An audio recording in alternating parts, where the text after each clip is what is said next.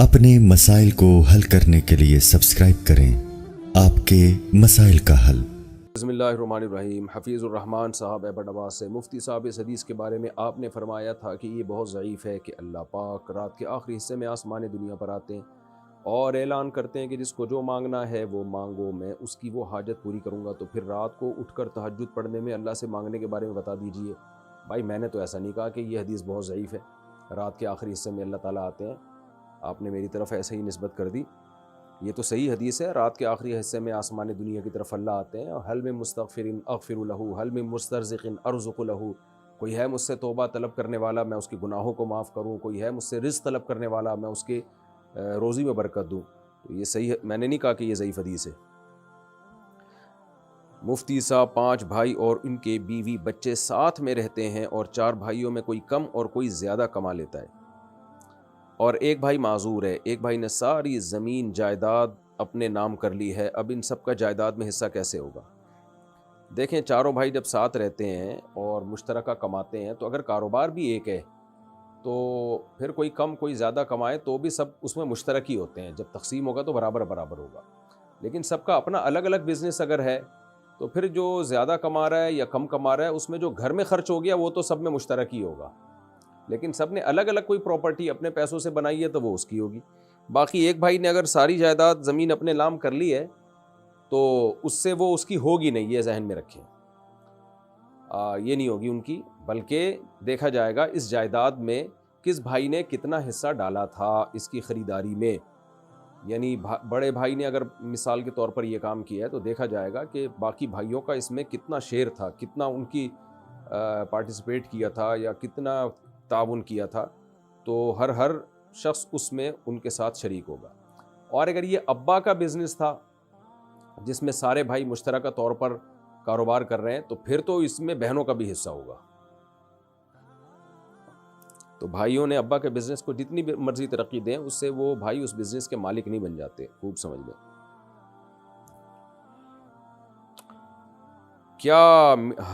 क्या हरी जान के हाथ का बना हुआ खाना खा सकते हैं? हरी जान क्या होता है भाई साहब?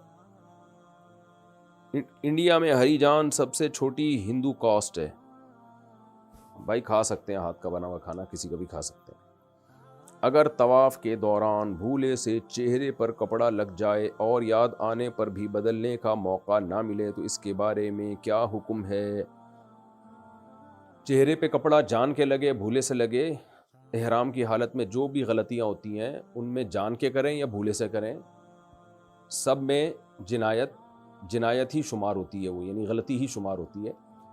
तो अब अगर मुंह पे कपड़ा लग गया तो कपड़ा कम से कम 12 घंटे तक मुंह ढका रहेगा ना कपड़े से, तो दम लाजिम होता है।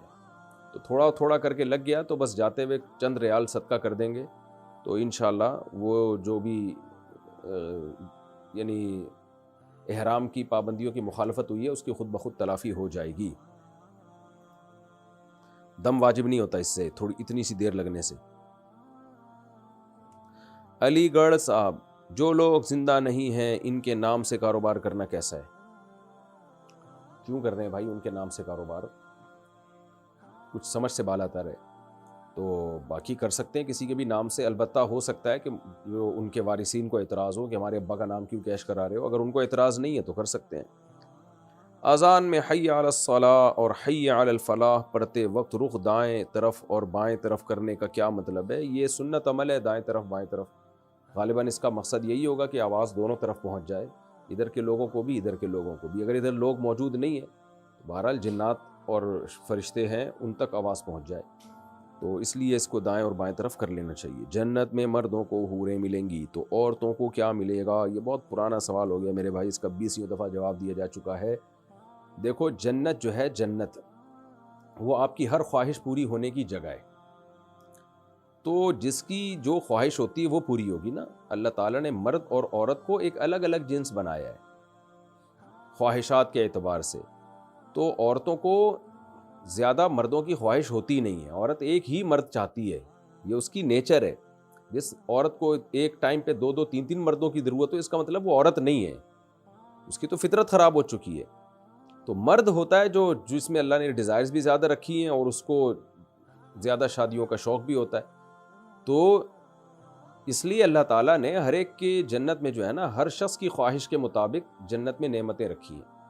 تو اس لیے مردوں کو اللہ نے، مرد جو چاہتے ہیں ہماری زیادہ بیویاں ہوں، وہ منہ سے بے شک نہ بولتے ہوں شرم کی وجہ سے، یا ان کو خطرہ ہو کہ ایسا نہ ہو بیگم کو زوردار کرنٹ لگ جائے، یہ سنتے ہی شوق میں چلی جائے. وہ ایک الگ بات ہے، گھر کا ماحول خراب نہیں کرنا چاہتے تو، لیکن شوق تو ہوتا ہے.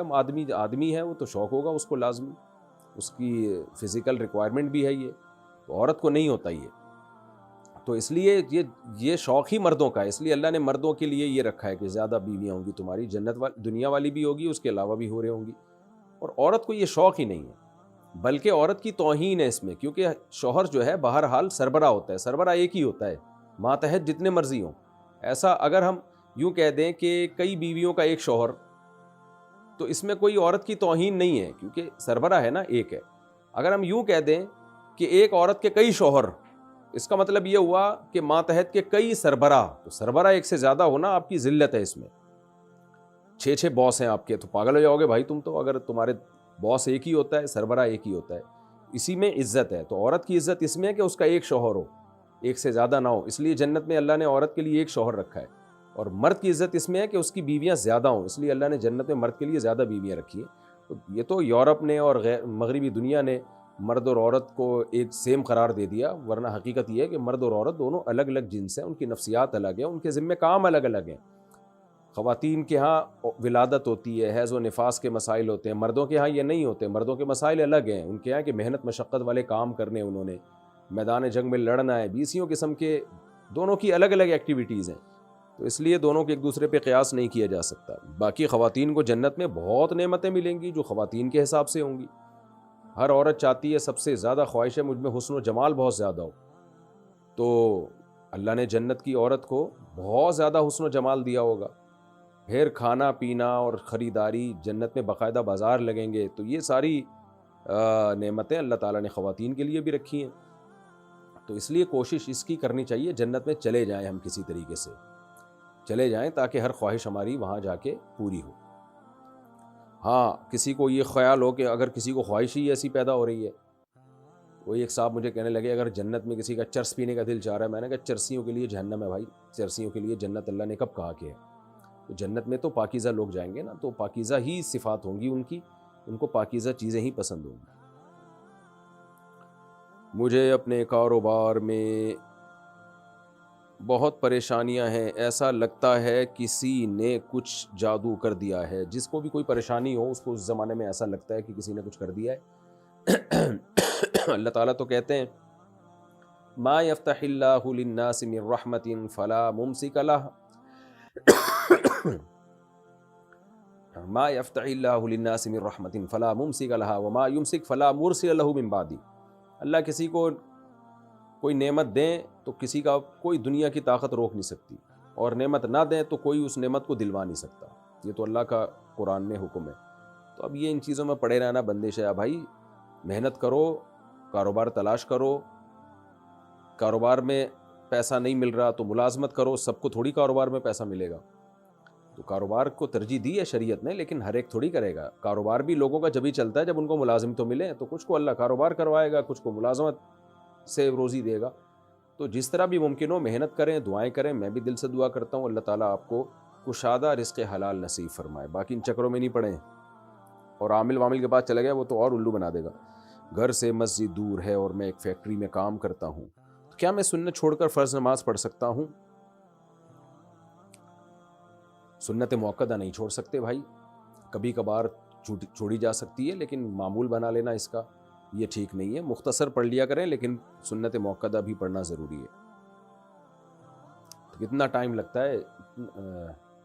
آپ جائیں. اچھا مسجد اگر بہت زیادہ دور ہے تو پھر تو جماعت کی نماز یعنی مسجد کی جماعت لازمی نہیں ہے. اگر زیادہ دور ہے تو اس کا ایک اندازہ یہ لگایا جاتا ہے کہ اگر بغیر لاؤڈ اسپیکر کے اس مسجد میں زور سے اذان دی جائے اور شور شرابہ بھی نہ ہو تو آپ تک آواز پہنچے گی کہ نہیں پہنچے گی. بعض علماء نے یہ ایک معیار متعین کیا ہے یہ جانچنے کے لیے کہ کس مسجد کو قریب کہا جائے گا، کس مسجد کو دور کہا جائے گا.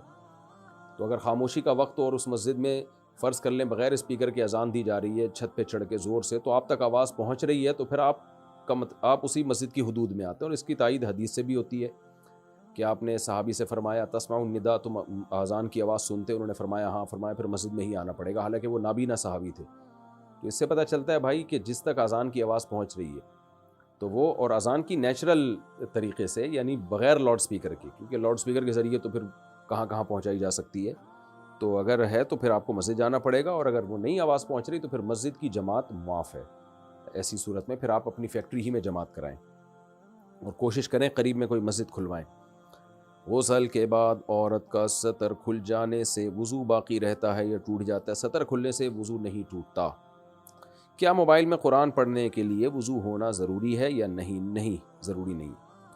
مفتی صاحب، میں نے آپ کی بہت سی ویڈیوز دیکھی ہیں جس میں آپ نے اللہ کو اللہ میاں کہا ہے، تو کیا ایسا کہہ سکتے ہیں؟ ضرور کہہ سکتے ہیں. میاں کی نسبت چاہے کوئی بھی معنی ہو، جب اللہ کی طرف نسبت کی جاتی ہے تو تعظیم مراد ہوتی ہے. اس سے لغت بہت زیادہ باریکیوں کو نہیں دیکھتی، زبان جو ہے زبان دیکھتی ہے لوگ اس کا کیا مطلب لے رہے ہیں اس موقع پہ. اکثر میں مثال دیتا ہوں، ہم کہتے ہیں فلاں آدمی اتنی صلواتیں سنا کے چلا گیا، حالانکہ صلوات کا لفظ تو درود کے معنی میں استعمال ہوتا ہے. نماز کی جمع بھی صلوات آتی ہے، دعاؤں کو بھی کہا جاتا ہے، لیکن ہم گالیوں میں بھی استعمال کر رہے ہوتے ہیں. ابے آیا صلواتیں سنا کے چلا گیا. تو چونکہ جس موقع پہ ہم یہ لفظ استعمال کرتے ہیں اس موقع پہ اس کا مطلب دعا نہیں ہوتا. تو لغت جو ہے نا، کوئی بھی زبان، اس میں بڑا تسامح ہوتا ہے. لغت کے اپنے کوئی قاعدے نہیں ہوتے. لغت یہ دیکھتی ہے لوگ کس چیز کو کس معنی میں استعمال کر رہے ہیں، تو پھر اہل لغت اسی کو قاعدہ بنا کے بتا دیتے ہیں، اسی کو گرامر بنا کے پیش کر دیتے ہیں. تو اس لیے اللہ کو اللہ میاں کہنے میں کوئی حرج نہیں ہے. بعض لوگوں نے بلا وجہ بول نکالا ہوا ہے. عنایت رنگریز جے پور انڈیا سے، میرے گاہک مجھے نمشکار اور جے شری رام بولتے ہیں.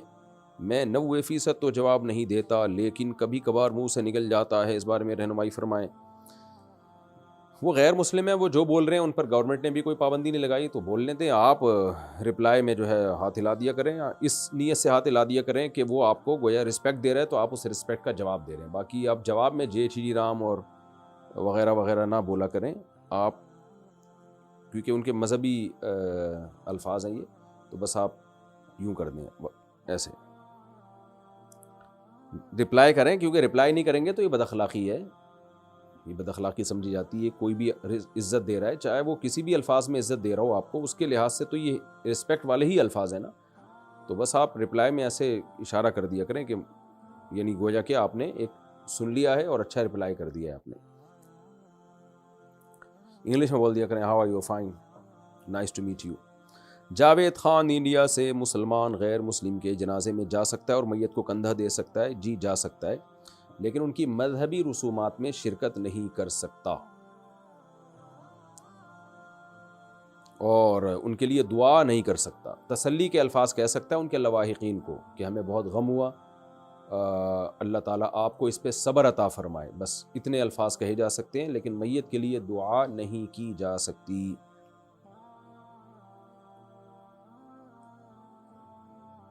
کیا جرابوں پر مسح کرنے والے شخص کے پیچھے نماز پڑھنا جائز ہے؟ سعودی عرب میں سب اس کو جائز سمجھتے ہیں، اور اوقات امامت کرنے والے بھی جرابوں پر مسح کرتے ہیں. تو اس نماز کے بارے میں کیا حکم ہے؟ نہیں، جائز نہیں ہے. یہ جو دلیل دی جاتی ہے کہ ضرورت کی وجہ سے شریعت نے موزوں پہ مسح کا حکم دیا ہے، تو تاکہ موزے اتارنا نہ پڑے، تو اس لیے یہاں تو ضرورت ہے. اگر ہم موزے اتاریں گے تو ظاہر ہے حرج ہوگا. اس کا جواب یہ ہے کہ ضرورت وہ ضرورت ہوتی ہے جس کو شریعت نے ضرورت مانا ہو. وہ موزے جن کو پہن کے بھی آپ پورے پاؤں دھو سکتے ہیں، تو ان کو تو اتارے بغیر بھی پاؤں دھوئے جا سکتے ہیں، تو پھر وہاں ضرورت کہاں سے ہو گئی؟ یعنی یہ جو عام ساکس ہوتے ہیں، ان کو تو آپ پورا نلکے کے نیچے رکھو، پورے پاؤں بھیگ جائیں گے آپ کے. یہ آپ کہہ سکتے ہو پھر وہ پریشانی ہوگی، وہ موزے گیلے ہو جائیں گے. تو موزوں کا گیلا ہونا شرعی لحاظ سے کوئی حرج والی بات نہیں ہے.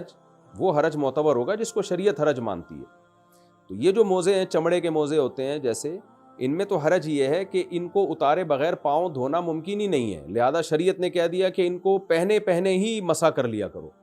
جبکہ یہ جو عام کپڑے کے ساکس ہیں، ان کو تو اتارے بغیر بھی آپ پاؤں پورے دھو سکتے ہیں، تو مسح کیسے جائز ہو گیا ان کے اوپر؟ اور رہی یہ دلیل کہ نبی صلی اللہ علیہ وسلم سے موزوں پر مسح ثابت ہے، بھائی نبی صلی اللہ علیہ وسلم سے جس طرح کے موزے یا خفین پر مسح ثابت ہے، وہ موزے تھے جو جوتے کے کا آلٹرنیٹ تھے, جوتے کے بغیر استعمال ہوتے تھے, کیونکہ یہ عبادت ہے نا. اور قرآن مجید نے ہمیں حکم دیا پاؤں دھونے کا, تو اتنا واضح حکم بہت ہی واضح دلیل سے تو چھوڑا جائے گا. جس دلیل میں کنفیوژن ہو گئی تو قرآن میں جو پاؤں دھونے کا حکم ہے پھر وہ ترک نہیں کیا جائے گا. ورنہ تو بعض لوگوں نے یہاں تک بھی کہہ دیا پاؤں پہ ٹیشو باندھ کے بھی آپ مسح کر سکتے ہیں. ان کو کیا, آپ کس دلیل سے آپ رد کریں گے؟ ان کو پاؤں کا صرف ڈھکا ہونا کافی نہیں ہے, وہ موزے پاؤں میں پہنے ہوئے ہوں جو جوتوں کا آلٹرنیٹ ہوتے ہیں. اس لیے فقہا نے, چاروں ائمہ نے کچھ نہ کچھ شرطیں لگائی ہیں اس پہ اپنے اپنے اجتہاد کے حساب سے, کیونکہ چاروں نے اس چیز کو ملحوظ رکھا ہے کہ بھئی جوتوں کا آلٹرنیٹ کون کون سے موزے ہو سکتے ہیں. پھر کسی نے شرط لگائی کہ نیچے بھی چمڑا اوپر بھی چمڑا, کسی نے کہا نہیں صرف اوپر چمڑا ہونا کافی, وغیرہ وغیرہ. میں ان شرطوں کی تفصیل میں نہیں جاؤں گا, لیکن یہ جو موزے ہیں جو عام موزے آ رہے ہیں تو نبی کے دور میں تھے ہی نہیں بھائی. تو نہ یہ وہ والے موزے ہیں نہ ان جیسے موزے ہیں. ضروری نہیں کہ وہ موزے پہنے جو نبی کے دور میں تھے, بلکہ ان جیسے بھی پہنیں گے تو بھی مسح جائز ہوگا, لیکن یہ نہ وہ ہیں نہ ان جیسے ہیں, تو انہیں پہن کے تو کوئی بھی پیدل نہیں چلتا. تو اس لیے کوئی بھی کپڑا پاؤں میں چڑھا لو ہلکا پھلکا سا, یا ٹیشو پیپر باندھ لو, کاغذ باندھ لو, اس سے تھوڑی مسح جائز ہو جائے گا اس کے اوپر. اس لیے ہماری رائے میں ٹھیک نہیں ہے. آپ ان کے اگر یقین ہو کہ امام نے ان موزوں پہ مسح کیا ہے تو اس کے پیچھے نماز جائز نہیں ہے. باقی فتنہ فساد نہ کریں, جھگڑا وگڑا نہ کریں, آپ اپنی نماز پڑھ لیں. اور اگر آپ نے خود نہیں دیکھا تو پھر اس کے پیچھے نماز پڑھ لیں. امام آ کے کھڑا ہوا موزے پہنے ہوئے ہیں, تو آپ کو کیا پتہ کہ اس نے عام موزوں پہ مسح کیا, ہو سکتا ہے نہ کیا ہو مسح, آپ پیچھے نماز پڑھ لیں اس کی. ہاں, جب پتہ ہے کہ انہوں نے عام موزوں پہ مسح کی ہے پھر نماز نہ پڑھیں. یہاں بعض لوگ ایک سوال کرتے ہیں کہ اس سے تو امت میں اختلاف پیدا ہوگا. بھائی اختلاف پیدا ہو رہا ہے امام کے عمل کی وجہ سے. اگر امام صاحب کی رائے یہ ہے کہ ان موزوں میں مسح جائز ہے تو اپنے جب انفرادی نماز پڑھیں تو پڑھ لیں. جب آپ امامت کریں تو آپ کو جمہور کی رائے کا احترام کرنا چاہیے. جمہور علماء فقہا وہ تو اسی کے قائل ہیں کہ بھائی ان پہ مسح جائز نہیں ہے, تو آپ کو چاہیے مقتدیوں کی آپ رعایت کریں کہ میرے اس طرز عمل سے بہت سارے لوگ نماز سے کٹ سکتے ہیں, یا نہیں بھی کٹیں گے تو ان کو وہم اور کنفیوژن تو ہوگی نا کہ پتہ نہیں ہماری نماز قبول ہو بھی رہی ہے کہ نہیں ہو رہی. تو آپ سیدھا سیدھا پاؤں دھو کے آ جاؤ, یا وہ موزے پہن کے مسح کر لو کہ ان موزوں کے مسح کرنے سے سب کے نزدیک نماز جائز ہو جاتی ہے. تو امام کو تو اس کا بڑا خیال کرنا چاہیے کہ اس طریقے سے نماز پڑھے کہ پیچھے سب لوگوں کے نزدیک اس کی نماز ہو جائے, تاکہ پیچھے لوگ مقتدیوں میں خلفشار پیدا نہ ہو, کنفیوژن پیدا نہ ہو. میری شادی بریلیوں میں ہوئی ہے, سسرال میں بہت زیادہ بدعات ہوتی ہیں اور میرے شوہر ہمیشہ مجھ سے بحث کرتے ہیں, کہیں میں غلط راستے پہ نہ چل پڑوں اور میں اپنے بچوں کو کیسے بچاؤں, رہنمائی فرمائیں. ہاں, نکاح میں اس کا بڑا خیال کیا شریعت میں کہ اپنا ہم پلہ ہونا چاہیے. تو شادی بریلوی ہو یا دیوبندی ہو, اس سے کچھ دیوبندی میں بھی بڑے بڑے بدعتی پڑے ہوئے ہوتے ہیں, وہ بھی پتہ نہیں کیا کچھ کر رہے ہوتے ہیں, اور بریلویوں میں بعض ایسے بھی ہیں جو ایکسٹریم لیول پہ بدعت کی طرف نہیں جاتے. تو بہرحال جب شادی ہو گئی ہے, شادی سے پہلے سوچنا چاہیے تھا, اب ہو گئی ہے تو اپنے شوہر کی خدمت کریں اور رشتے کو بچائیں اور بدعات میں ان کا ساتھ نہ دیں. جہاں بہت شدید فتنے کا اندیشہ ہو, خدا نخواستہ مار دھاڑ کا, طلاق کا خطرہ ہو, تو پھر مجبوری ہے محبت سے بچوں کو سمجھاتی رہیں, یہی ہو سکتا ہے. بچے بڑے ہوں گے خود ہی سمجھ جائیں گے کیا صحیح ہے کیا غلط ہے انشاءاللہ, اگر آپ ان سے دلیل سے بات کریں گی تو. فیضان حسین ممبئی انڈیا سے, میں ایک فارمیکیوٹل, یہ کیا لکھا ہے, اردو میں ہی لکھا ہوا ہے انہوں نے, فارمیکیوٹیکل کمپنی میں جاب کرتا ہوں. کمپنی کی طرف سے, ہو سکتا ہے پروناؤن میں مجھ سے غلطی ہو رہی ہو بھائی, پرونانسیشن میں غلطی ہو رہی ہو. کمپنی کی طرف سے بیوی بچوں کی دوائی اور حاملہ بیوی کی ڈیلیوری کا بھی پورا خرچہ ملتا ہے. تو کیا اس طرح کمپنی سے علاج کے لیے پیسے لینا جائز ہے؟ جب کمپنی کی طرف سے مل رہا ہے تو ٹھیک ہے, جائز ہے, کیوں نہیں جائز ہے.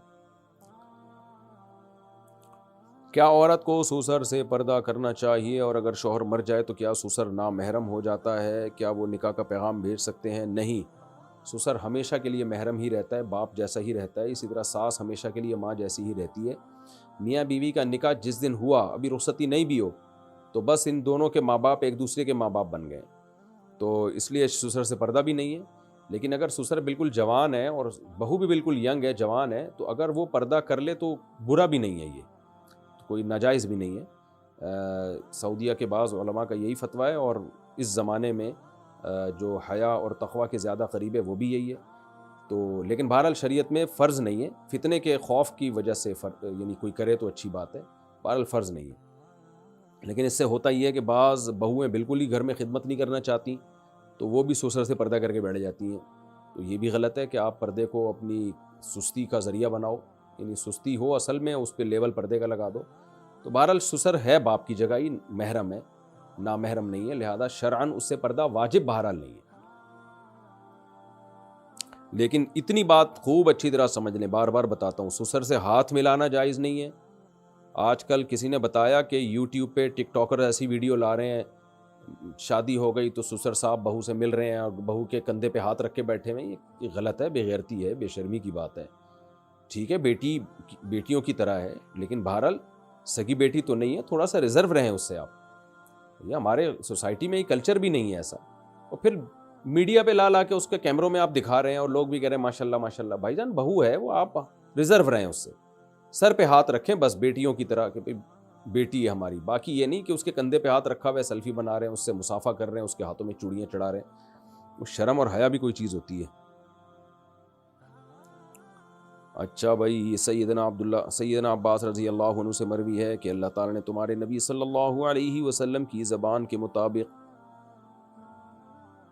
مقیم پر 4, مسافر پر 2 اور ڈرنے والے پر 1 رکعت فرض کی ہے. اس حدیث کا مطلب بتا دیں, مجھے دیکھنی پڑے گی بھائی یہ حدیث کہاں ہے. عربی الفاظ دیکھوں گا, پھر انشاءاللہ اگلے بلیٹن میں اس کا بتاؤں گا آپ کو انشاءاللہ. معین خٹک, کیا کوئی بندہ قرآن پاک کی تفسیر خود سے پڑھ سکتا ہے؟ ظاہر ہے خود سے ہی پڑھے گا, اور کوئی اور پڑھوائے گا. تفسیر لکھنے والے کا مقصد ہی یہی ہوتا ہے کہ آسان کر دیا جائے اور تاکہ آپ پڑھیں, تو ضرور پڑھ سکتا ہے. علماء تفسیر لکھتے ہی عوام کے لیے عام طور پر, تاکہ عوام کے لیے قرآن کو سمجھنا آسان ہو جائے. مفتی صاحب, میں دبئی میں فاسٹ فوڈ کمپنی میں کام کرتا ہوں. مسجد تقریباً 3 کلومیٹر دور ہے. جمعے کے دن بہت رش ہوتا ہے اور کمپنی بریک یا چھٹی نہیں دیتی. تقریباً 6 مہینے سے جمعے کی نماز اور نمازیں جماعت کے ساتھ نہیں پڑھی ہیں. کام چھوڑنے کا دل کرتا ہے, صورت میں کیا کریں؟ کمپنی کو محبت سے خط لکھیں, لیٹر لکھیں کہ مجھے آپ چھٹی دیں, جمعے کی نماز میں پڑھنا چاہتا ہوں اور میرے اوپر لازم ہے, اور یہ جتنا ٹائم میں جمعے میں لگاؤں گا یہ کمپنی کو میں ایکسٹرا ٹائم دے دوں گا. تو انشاءاللہ دے دیں گے آپ کو چھٹی, کیونکہ کمپنی کو یہ ہوتا ہے بھئی یہ سارا ٹائم تمہاں لگا دے گا. آپ بولیں اس دن میں یہ ایکسٹرا ٹائم آپ کو دوں گا. پھر بھی اگر آپ کو چھٹی نہیں دیتے تو کمپنی کو آپ چھٹی دے ہی دیں, دوسرا کام تلاش کریں. جمعہ اتنے لمبے عرصے تک جمعہ چھوڑنا ٹھیک جائز نہیں ہے, بہت سخت گناہ ہے. بچوں کا ٹی وی کمرشل ایڈ میں کام کرنا کیسا ہے؟ اگر ایڈ جائز چیز کا ہے تو اس میں کام بھی جائز ہے, لیکن چھوٹے بچوں کو جب میڈیا پہ بہت زیادہ آتے ہیں نا, تھوڑا بہت تو ٹھیک ہے, بہت زیادہ آتے ہیں تو بچوں میں بگڑنے کا خطرہ ہوتا ہے. بچے وقت سے پہلے اپنے آپ کو بڑا سمجھنا شروع کر دیتے ہیں, اور پھر ان کی جو گروتھ ہے نا مینٹل, وہ متاثر ہوتی ہے. بچے میں بہت زیادہ کانفیڈنس پیدا کرنا بھی ٹھیک نہیں ہے, تو وہ پھر بگڑنے کا چانس اس کا ہوتا ہے. بچہ تھوڑا سا بچہ ہی رہے تو کبھی کبھار تو ٹھیک ہے, لیکن زیادہ بچوں کو اس طرح میڈیا پہ لانا اور ان کو جو ہے وہ شو بازی ان میں آ جاتی ہے, پھر تو ان کے اخلاق بگڑنے کا خطرہ ہوتا ہے. ایک ولاگر تھے گلگت کے یا پتہ نہیں کہیں ادھر ہی چترال وغیرہ کے, ان کا بچہ بہت ویڈیوز آ رہی تھی, وہ لاکھوں روپے کما رہے تھے اس سے, لیکن انہوں نے اپنے بچے کو ہٹا دیا وہاں سے کہ بھائی یہ خراب ہو جائے گا, کیونکہ لوگ کمنٹس بھی بچے کے لیے بہت کر رہے ہیں اور بہت زیادہ. تھوڑا بہت تو چلتا ہے, وہ تو کوئی اتنا مسئلہ نہیں ہے, لیکن بچے ہی کا چینل بن گیا, بچہ ہی ولاگ بنا کے ڈال رہا ہے, چھوٹا بچہ, تو ان کے ابا نے وہ بالکل ختم کرا دیا. تو میں نے کہا بڑا خاندانی ابا ہے, پیسوں کو قربان کر دیا بچے کی تربیت پہ. ایسے ہی ابا ہونے چاہیے. آج کل لوگ کیا کر رہے ہیں, بچوں کی تربیت ایک طرف اور خوبصورت بیویاں لا کے اپنے چینل کو پروموٹ کر رہے ہوتے ہیں, اور ان کے جو ہے وہ ادھورے لباس ہوتے ہیں. اور پیسہ اور غیرت میں جب ٹکراؤ ہوگا بھائی, تو غیرت کو ترجیح دو, پیسے کو دوسرے نمبر پہ رکھو. رضی انصاری انڈیا سے, میں نماز پڑھتا ہوں لیکن میری والدہ نماز نہیں پڑھتی, میں ان کو نماز کے لیے کس طرح کہوں؟ اور اپنی بہو سے بہت نفرت کرتی ہیں, برائے مہربانی کوئی دعا یا حل بتا دیں جس سے دونوں میں محبت پیدا ہو جائے. دعا بھی کرتا ہوں, میں بھی دعا کرتا ہوں, آپ بھی اللہ سے دعا کر لیں, اللہ دونوں میں محبت پیدا کر دے. باقی بہو اگر بے ادبی کر رہی ہے نا ساس کی, تو بڑوں کی جب بے ادبی کی جاتی ہے تو پھر بڑے کے دل میں بالکل 2 ٹکے کی عزت نہیں ہوتی. تو آپ اپنی وائف سے کہیں کہ بس میری اماں کو رسپیکٹ ضرور لازمی دیا کرو, آگے سے ٹیڑھا جواب نہ دیا کرو, بس یہ بہت خطرناک ہوتا ہے. تو کم از کم اتنے کام کر لے.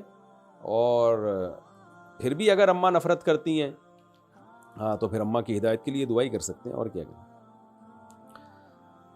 بہت سی دواؤں میں جانوروں کے اجزاء شامل ہوتے ہیں لیکن ان پر لکھا نہیں ہوتا، تو اگر کسی دوائی میں حرام اجزاء شامل ہوں تو کیا اس شک میں اس دوائی کو لے سکتے ہیں؟ جو نارمل ڈاکٹروں کی میڈیسن ہوتی ہیں اس میں تو حرام اجزاء شامل نہیں ہوتے، البتہ وائٹامنس کچھ ایسے ہوتے ہیں جیسے فش آئل ہے، اب ان کا کیپ جو ہے جیلیٹن وغیرہ سے بنتا ہے، تو اس میں حرام بھی ہوتا ہے حلال بھی ہوتا ہے، تو وہ لکھا ہوا ہوتا ہے ان کے اوپر کوڈ۔ اب تو اس میں علماء نے بہت الحمدللہ ریسرچ کر لی ہے، تو ایسا کہیں شک ہو تو آپ تحقیق کر لیں۔ جو اینٹی بائیوٹک ہوتی ہیں ان میں نہیں ہوتے اس طرح کے حرام اجزاء، یہ زیادہ تر جو وائٹامنز ہوتی ہیں نا گولیاں، ان میں ہوتا ہے یہ، تو ان میں شک ہوتا ہے کہ کوئی ایسا حرام جز شامل نہ ہو، تو ایسے موقع پہ تحقیق کر لینی چاہیے، بغیر تحقیق کے نہ کھائیں۔ اور گوگل پہ بھی تحقیق ہو جاتی ہے آج کل، جامع رشید کا ادارہ ہے حلال فاؤنڈیشن، گوگل پہ لکھیں سرچ کریں اور پھر وہاں سے بھی رابطہ کیا جا سکتا ہے۔ ڈرائیور اور میری غفلت کی وجہ سے سفر میں عصر کی 2 رکعت نماز قضا ہو گئی، تو بعد میں اس نماز کو قضا کس طرح کیا جائے؟ 4 رکعت پڑھیں یا 2 رکعت؟ نبی صلی اللہ علیہ وسلم نے ارشاد فرمایا جس کی عصر کی نماز قضا ہو گئی نا، ایسے جیسے اس کے اہل و عیال سب کچھ چھین لیا گیا اس سے۔ اور قرآن نے بھی عصر کی نماز کا خاص طور پر اللہ نے حفاظت کا عصر کی نماز کا حکم دیا ہے، تو آپ توبہ استغفار بھی کریں۔ باقی یہ کہ کس طرح کیا جائے، سفر کی نماز جب اپنے مقام پہ قضا کریں گے تو 2 رکعت ہی پڑھیں گے، جو سفر میں نمازیں قضا ہوئی ہیں وہ بعد میں 2 ہی پڑھی جاتی ہیں۔ کیا جب بھی عمرہ کریں گے تو بال کٹوانا ضروری ہے، چاہے مہینے میں 2-3 بار ہو؟ اور مرد اور عورت کے کتنے بال کاٹنا لازم ہے؟ جب بھی عمرہ کریں گے بال کٹوانا ضروری ہے، بشرطے کہ بال ہوں، کیونکہ پہلی دفعہ عمرے میں ٹرینڈ کرا دی تو دوبارہ عمرے میں کیا کٹائیں گے پھر بھائی، تو دوبارہ عمرے میں پھر دوبارہ اس طرح پھیرنا پڑے گا سر کے اوپر، پھر تیسری دفعہ عمرہ کیا تو پھر اس طرح پھیرنا پڑے گا۔ تو اس میں شریعت کی حکمتیں ہیں، ہو سکتا ہے کراؤڈ کنٹرول کرنے کے لیے اللہ نے یہ حکم دیا، میں کوئی دعویٰ نہیں کر رہا، لیکن تاکہ ایک نے عمرہ کیا تو اب دوسرے کو بھی موقع مل جائے۔ کچھ لوگوں کو بال رکھنے کا تو بہرحال شوق ہوتا ہے نا، تو ان کو اللہ کہتے ہیں ٹھیک ہے بار بار عمرے کرنے تو بالوں کی قربانی دو، پھر تمہیں عمرے کی فضیلت حاصل ہوگی۔ تو جن کے بال ہوں تو کم از کم 1 انگلی کا پورا جو ہے نا، جس 1 انچ اتنے بال کاٹنا لازم ہے، چاہے مرد ہو یا عورت ہو۔ اب میرے تو بڑے بال ہیں، اس میں کئی عمرے ہو سکتے ہیں الحمدللہ، تو ایک دفعہ کاٹ دیے، پھر اگلے عمرے میں پھر کاٹ دیے، پھر اگلے عمرے میں پھر کاٹ دیے، تو میں تو 10-15-20 عمروں کے بعد جا کے ٹرینڈ کی نوبت آئے گی۔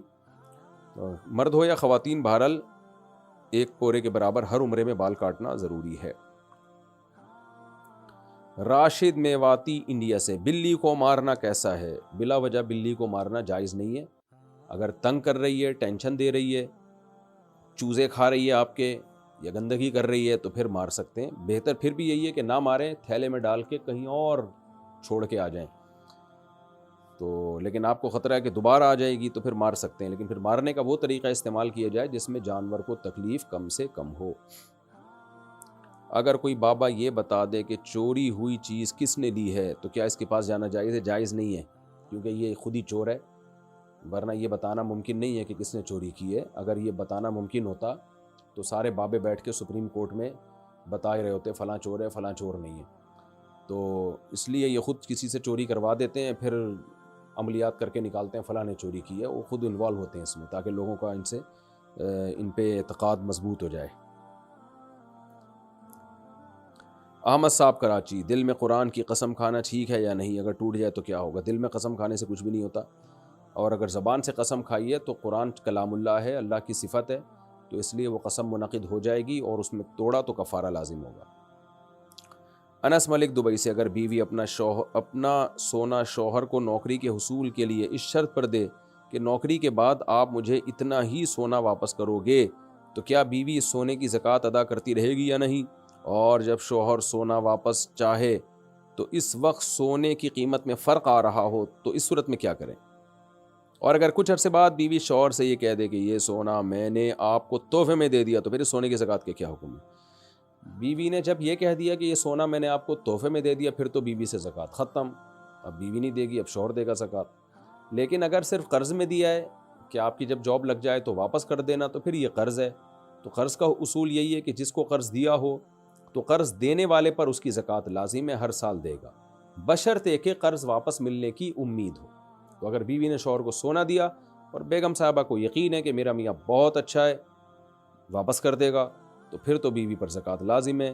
اور اگر دینے کے بعد تھوڑے دنوں میں اندازہ ہو گیا بھائی کچھ پتہ نہیں ہے واپس آئیں گے بھی کہ نہیں آئیں گے، تو پھر زکوٰۃ لازم نہیں ہے.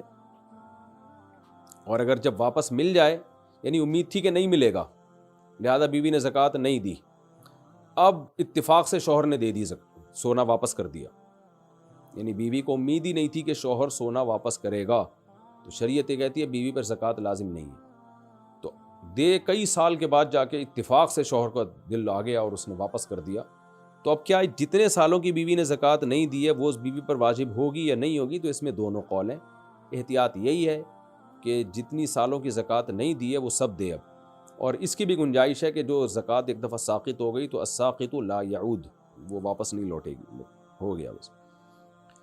ہاں جب واپس کرنے پر آئے گا شوہر تو سونا ہی دے گا، اور اگر سونا کے بجائے میاں بیوی آپس میں میوچل انڈرسٹینڈنگ سے یہ طے کرتے ہیں کہ سونے کی قیمت دے دو، تو پھر اس وقت جو سونے کی قیمت ہوگی واپسی کے وقت وہ قیمت دینی پڑے گی شوہر کو. اگر ناپاکی کی حالت میں کمبل اوڑھا تو کیا کمبل ناپاک ہو جائے گا؟ نہیں جی، اگر اس پہ کوئی گیلی نجاست نہیں لگی ہے تو ناپاک نہیں ہوگا. محمد عابد، نماز کی ہر رکعت میں سورہ اخلاص پڑھنا ٹھیک ہے، لیکن نبی کی جو عام سنت تھی وہ یہی تھی کہ بدل بدل کے سورتیں پڑھنا، اس لیے ہر رکعت میں بدل بدل کے سورتیں پڑھنی چاہیے. مدی کو کپڑوں سے پاک کرنے کا طریقہ بتا دیں. ہلکا سا دھو لینا بھی کافی ہے. مدی کو تھوڑا سا بس پانی کے نیچے رکھ کے ہلکا سا رگڑ دیں اور نچوڑ دیں تو مزی پاک ہو جاتی ہے. مزی کو بہت زیادہ گہرے طریقے سے دھونا لازم نہیں ہے، حدیث سے یہی بات ثابت ہے. اگر خفین نیچے سے پھٹ جائیں تو کیا اس پر مسح ہو جائے گا؟ اور پھٹے ہوئے ہونے کی مقدار کتنی ہے؟ 3 انگلیوں کے برابر. پاؤں کی 3 انگلیاں، 3 انگلیوں کے برابر اگر خفین کہیں سے پھٹ جائیں تو پھر اس پہ مسح جائز نہیں ہے. زین العابدین کہتے ہیں میں ایزی پیسہ اور جیز کیش کی رقم اکاؤنٹ میں جمع کروانے پر اضافی پیسے لیتا ہوں، یعنی کمپنی والے مجھے کمیشن دیتے ہیں، کیا یہ میرے لیے جائز ہے؟ اس کے علاوہ بجلی، گیس اور ٹیلی فون کے بلز میں مجھے کمیشن ملتا ہے. مثلا بل 102 روپے ہے تو کیا میں 110 لے سکتا ہوں؟ وضاحت فرما دیں. دیکھیں، اگر آپ کسی شخص کا قرضہ ادا کریں اور پھر اس سے اضافی پیسے لیں بعد میں کہ ابھی میں دے رہا ہوں 1 مہینے بعد تم نے مجھے بڑھا کے دینے ہیں، یہ تو خالص سود ہے. لیکن جہاں تک میری معلومات ہے جائز کیش میں ایسا نہیں ہوتا یہ ہے کہ میں آپ کے پاس، یعنی کسٹمر کے پاس یہ سروس ہی نہیں ہے بل جمع کرانے کی، تو آپ کہتے ہیں ٹھیک ہے میں کرا دیتا ہوں اور اس میں اپنا کمیشن لیتا ہوں کیونکہ میں نے تمہارا جو کام تھا مشکل تھا وہ میں نے تمہارے لیے آسان کر دیا، تو یہ کمیشن جائز ہے، اس میں کوئی حرج نہیں. اور آپ نے جو کہا کہ کمپنی والے مجھے کمیشن دیتے ہیں، تو ہاں جیسے بجلی، گیس اور ٹیلی فون کے بلز پہ مجھے کمیشن ملتا ہے تو کمپنی والے بھی جو آپ کو کمیشن دیتے ہیں وہ بھی جائز ہے، اس کا بھی سود سے کوئی لینا دینا نہیں ہے. اس لیے کہ قرض کمپنی پہ تھوڑی ہے، قرض تو پبلک پہ ہے نا، جو پبلک نے مختلف کمپنیوں کو پیمنٹ کرنی ہے، تو کمپنی والے آپ کو سہولت دے دیتے ہیں کہ آپ یہ پے کر دیں تو ہم اس کا آپ کو کمیشن دیتے ہیں، تو جائز ہے، اس میں کوئی حرج نہیں ہے. آمنہ کراچی سے، کیا میڈیکل امتحانات میں مریض کو ہاتھ لگا کر معائنہ کرنا جائز ہے؟ اکثر پریکٹیکل میں اسے لازم کر دیا ہے اور مریض بھی مرد ہوتا ہے، کیا ایسی صورت میں دستانے پہن لیے جائیں یا مجبوری میں ایسا کرنا جائز ہے؟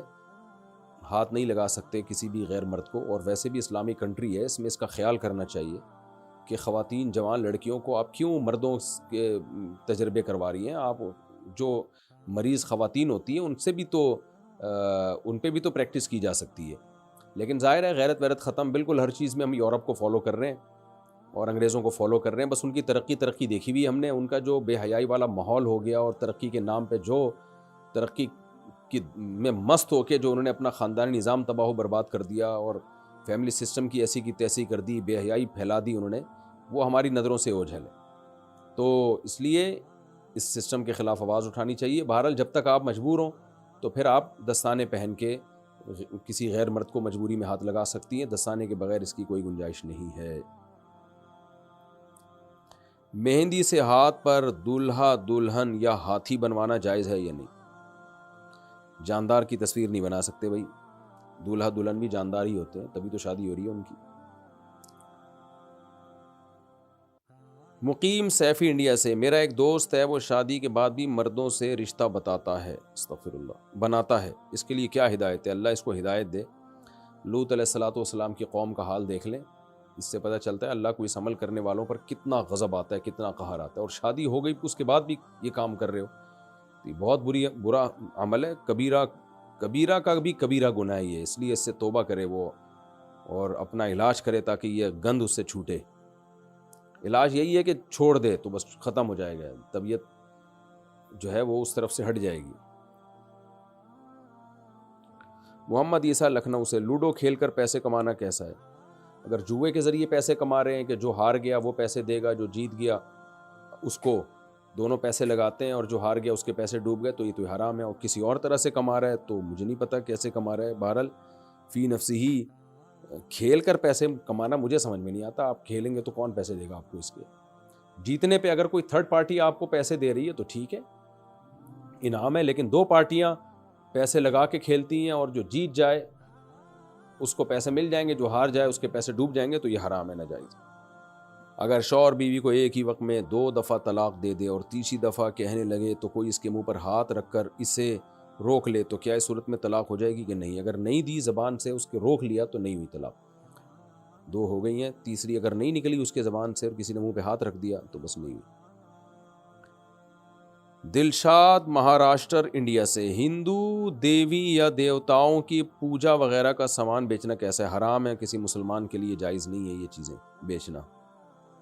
ایک لڑکی کی شادی ہوئی, اس کی ولدیت میں دادا کا نام ہے, کیا یہ جائز ہے جبکہ والد بھی حیات ہوں؟ جائز ہے, لیکن ویسے دنیا کو بتا دیا جائے کہ اس کے سچی مچی والے ابا یہ ہیں, وہ نہیں ہیں, وہ دادا ہیں.